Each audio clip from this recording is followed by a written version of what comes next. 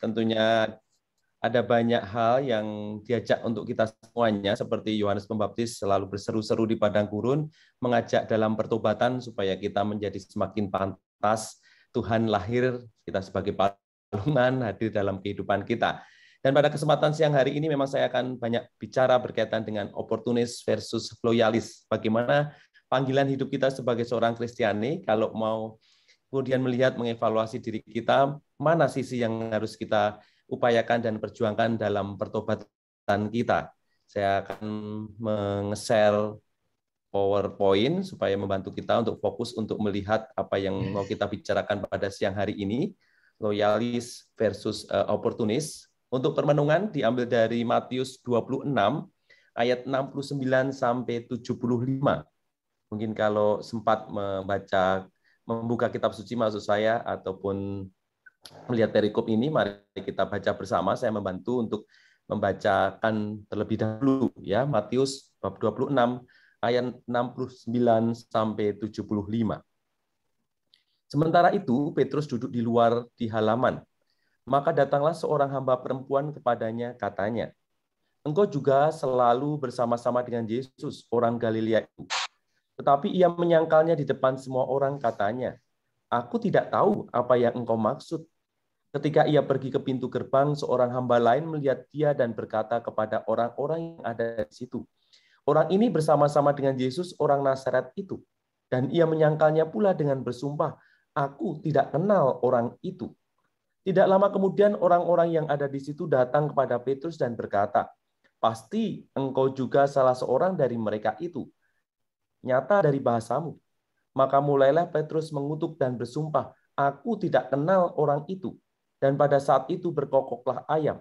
Maka teringatlah Petrus akan apa yang dikatakan Yesus kepadanya. "Sebelum ayam berkokok, engkau telah menyangkalnya. Aku 3 kali.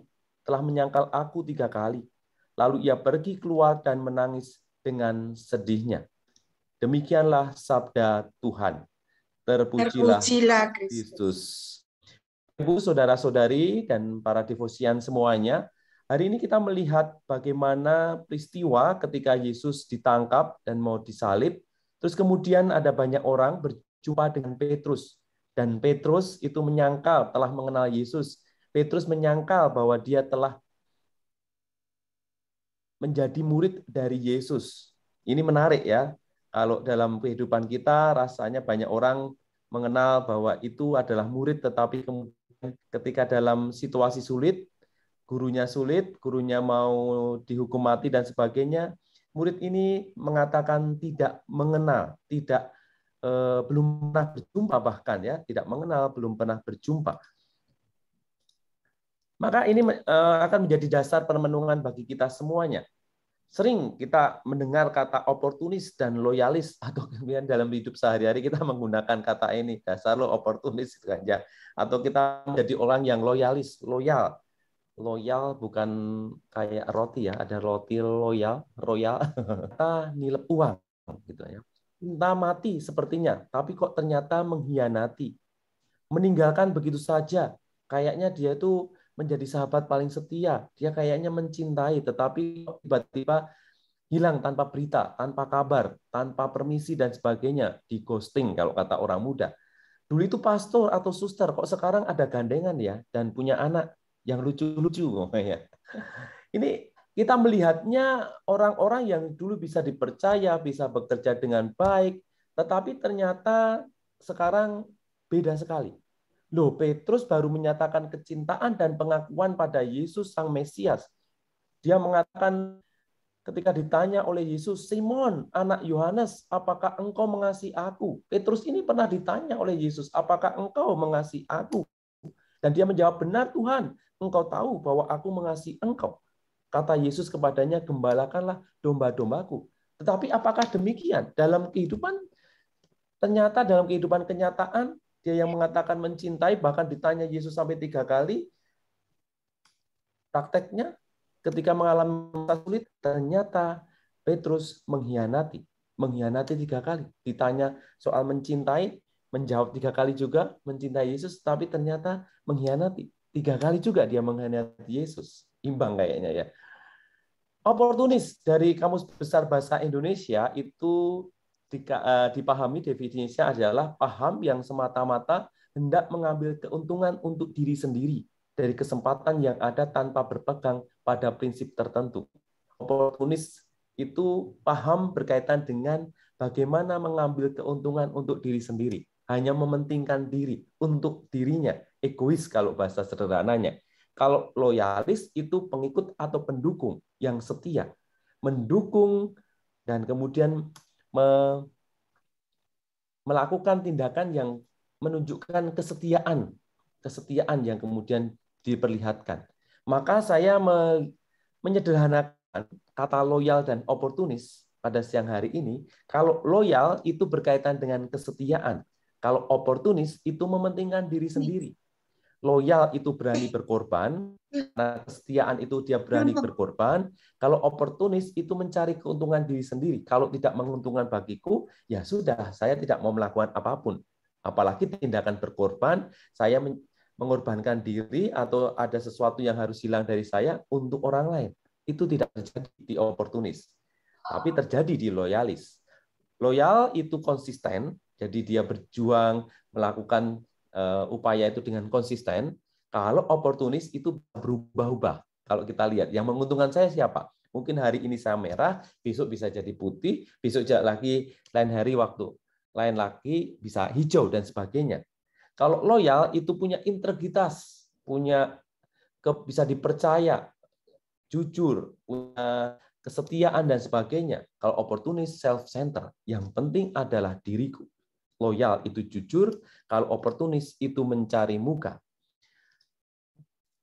Situasi ini memang sangat kental terjadi kalau dalam kitab suci itu kelihatan orang itu pada situasi kritis. Kalau dalam hidup kita, kecintaan, kesetiaan itu terbukti ketika mengalami situasi kritis. Berhidup beriman juga demikian.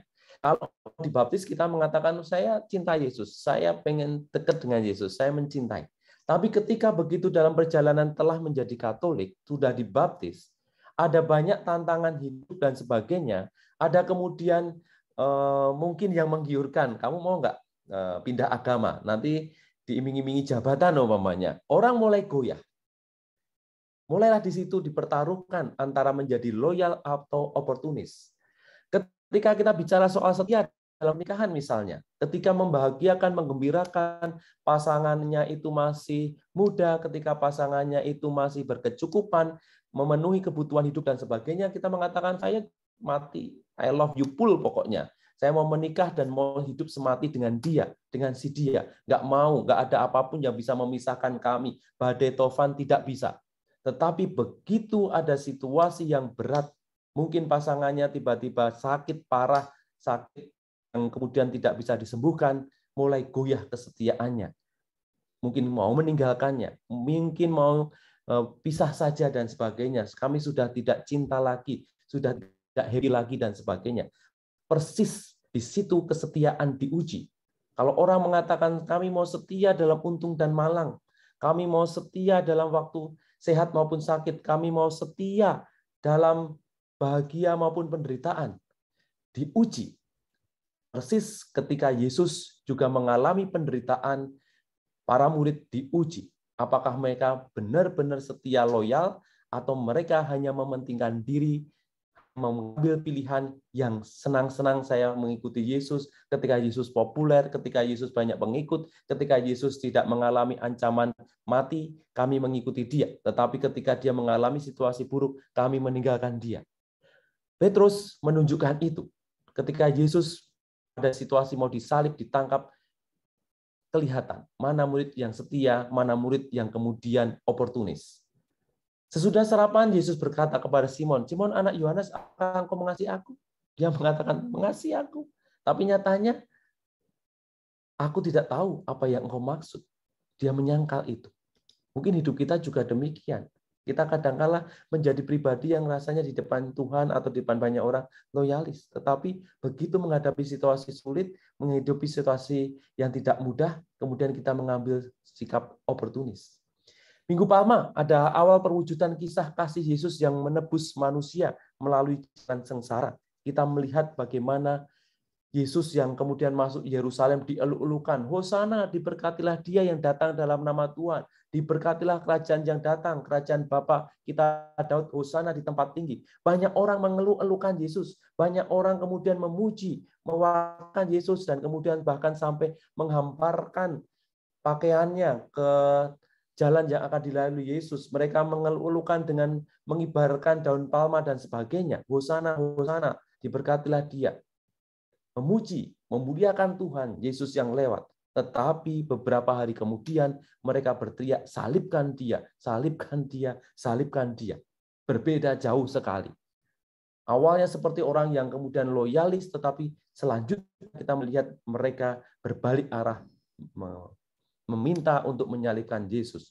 Orang-orang Yahudi lebih memilih penjahat yang mengganggu ketentraman mereka daripada penyelamat dunia yang membawa kedamaian.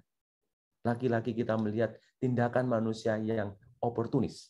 Kita juga melihat Yudas sebagai sang bendahara. Bendahara kan biasanya kalau kita ada komunitas, kalau ada perusahaan, itu kan pasti untuk bagian bendahara, ekonom, dan sebagainya itu dipilih yang jujur, yang bisa kemudian punya akuntabilitas, punya kredibilitas yang baik, sehingga dia dipilih menjadi bendahara. Demikian juga Yudas.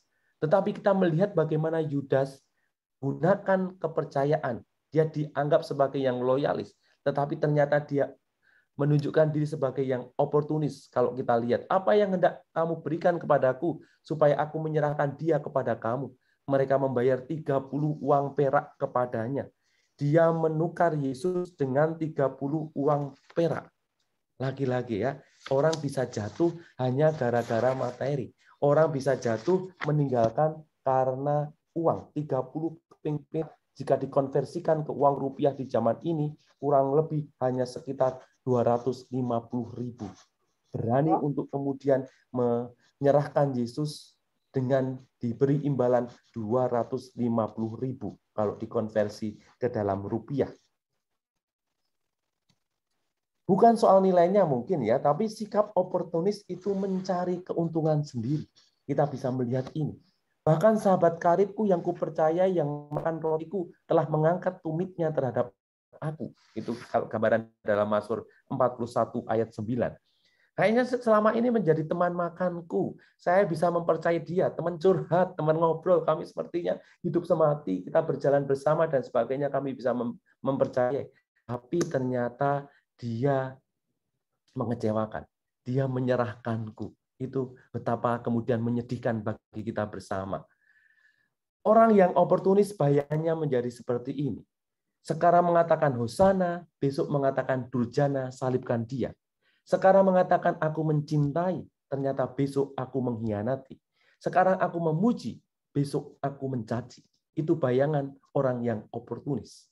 Kalau kita bertanya dalam diri kita, saya orang yang seperti apa ya, mengevaluasi diri. Saya apakah oportunis atau saya loyalis? Begitu menjadi orang yang setia, mau dalam untung malang, dalam sakit maupun dalam keadaan sehat, mau bergembira maupun dalam menderita, saya tetap mencintai dia, setia kepada dia. Aku ini siapa? Kita boleh bertanya pada diri kita, aku ini siapa? Kita bisa membayangkan ya, kalau aku ini siapa? Atau dan apa yang kuperjuangkan, kalau para devosian ini kemudian boleh bertanya pada dirinya masing-masing, kita bisa melihat perjalanan hidup kita. Bayangannya, orang yang kemudian oportunis ataupun yang loyalis, itu bayangannya seperti ini. Orang yang loyalis itu altar, bisa dibayangkan ya. Yang oportunis itu panggung. Panggung, kalau bisa dibayangkan, kalau kita pentas itu berada di panggung. Kalau altar itu, kalau kita kemudian gereja ada altar, di situ ada panggung. Sama-sama di atas, sama-sama kita menghadap ke depan, gitu ya, bisa dibayangkan. Orang kalau nonton ke depan, umat juga melihat ke altar ke depan. Kalau kita kemudian ke teater atau menonton bioskop, itu ada panggung di situ, kita menghadap ke depan. Kalau di panggung itu pusatnya adalah diriku. Aku sebagai aktor, aku ada sebagai pemeran utama. Aku yang berperan di situ di atas panggung. Sehingga kalau bisa orang melihatku. Maka yang menjadi pusat adalah aku, karena aku sedang bermain, sedang berkreasi di atas panggung itu. Pusatnya adalah diriku. Sedangkan altar, kalau kita ingat, pusat adalah pada Allah. Kalau ada imam yang kemudian memimpin Ekaristi di situ, dia sebagai persona Kristi. Dia menjadi perwujudan dari Kristus sendiri yang ada di dunia ini. Maka pusat adalah Allah sendiri yang menjadi pusat. Kalau di panggung, aku itu yang utama. Aku mau menjadi pemeran pembantu, aku yang kemudian hanya muncul sebentar, tetapi orang kalau bisa melihat aku yang utama ketika aku naik ke atas panggung itu. Tapi kalau di altar, Kristus yang terutama. Kristus yang menjadi utama. Yang kita sembah itu Kristus. Yang menjadi pusat perhatian itu adalah Allah. Kalau panggung, tidak siap malu dan dicela bisa jadi kita. Sehingga kita berlatih mati-matian. Sebisa mungkin kita tidak melakukan kesalahan. Kalau kemudian salah dan sebagainya, kita bisa dicela. Kita tidak siap malu. Tetapi kalau di altar, kita siap malu, siap dicela, siap lelah, siap kecewa. Dalam pelayanan mungkin dan komunitas juga bisa merasakan itu. Kita seringkali harus berkorban banyak hal, berkorban energi, berkorban waktu, berkorban dari keluarga yang biasanya untuk acara keluarga dan sebagainya, kita kemudian memberi prioritas untuk komunitas, berkorban bahkan dompet dan sebagainya, dan kita siap berkorban untuk itu. Kalau dalam pelayanan, kita siap berkorban. Pengorbanan yang kemudian kita tunjukkan. Berbeda sekali kalau di panggung, kita mungkin tidak siap untuk itu. Tetapi kalau dalam pelayanan di altar, kita siap untuk itu. Kita memberikan terbaik, kadang-kala masih dicela. Kita berusaha kemudian memberikan yang terbaik, masih saja dikritik, dan kurang ini dan itu. Tetapi itulah sebuah pelayanan yang kemudian menantang bagi kita. Panggung kalau tidak hati-hati menghalalkan segala cara. Menghalalkan segala cara supaya kita tetap bisa eksis, kita bisa tetap manggung, berada di panggung. Kalau altar, kita diajak nilai-nilai Kristiani dihidupi.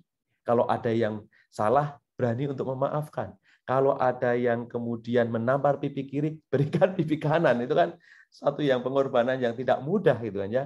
Kalau ada yang kemudian berdosa, diampuni. Kalau ada yang kemudian sakit, bagaimana kita berjuang untuk membantu kesembuhan dan memberi perhatian, dan sebagainya. Ada nilai-nilai Kristiani yang kemudian diperjuangkan di situ.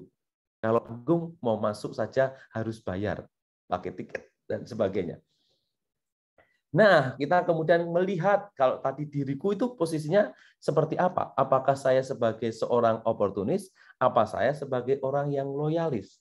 Kalau kemudian menjadi oportunis seperti apa? Kalau loyalis seperti apa? Semoga Anda semua berjuang untuk ke arah loyalis yang menempatkan diri sebagai orang-orang yang berada di altar. Yang menjadi pusatnya adalah Kristus dan Allah sendiri. Hidup kita berpusat pada Kristus dan Allah sendiri. Selanjutnya kita boleh bertanya, komunitasku bagaimana?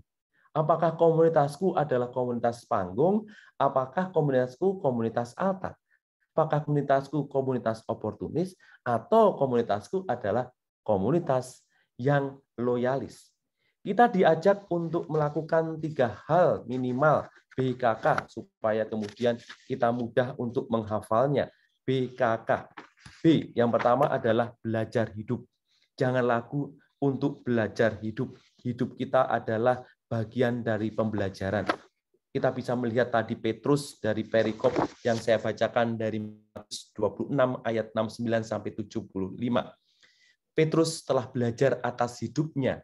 Dia memberikan hidupnya telah memberi pelajaran yang sangat luar biasa. Bagaimana dia yang merasa diri mencintai Yesus tetapi pernah jatuh. Tapi meskipun dia jatuh menjadi oportunis, dia tidak kemudian kecewa seperti Yudas dan akhirnya bunuh diri, tetapi dia kemudian mau memperbaiki diri. Dia bertobat, dia bahkan kemudian menjadi paus yang pertama, dia memperbaiki hidupnya dan berani untuk memikul salib Yesus selanjutnya, mengembangkan gereja. Sehingga dia disebut sebagai Petrus sang batu karang. Di atas gereja ini, di atas karang ini kudirikan gereja. Maka gereja bertumbuh berkembang hingga hari ini. Dia mewarisi tahta kepemimpinan setelah Yesus, yakni Petrus menjadi paus pertama. Mungkin kita pernah jatuh, nggak apa-apa, oke. Kalau kamu pernah tidak oke itu oke. Mungkin kita pernah menjadi orang oportunis, itu oke, gitu aja. Tetapi yang penting seperti masa Advent ini, kita diajak untuk bertobat, memperbaiki diri. Mau belajar hidup dari hidup. Kita mungkin pernah jatuh, tetapi berani untuk bangkit lagi. Berani move on, tidak kemudian malah lari dari kenyataan. Belajar hidup. B yang pertama, belajar hidup. Seperti Petrus, sehingga dia bisa menjadi teladan bagi banyak orang.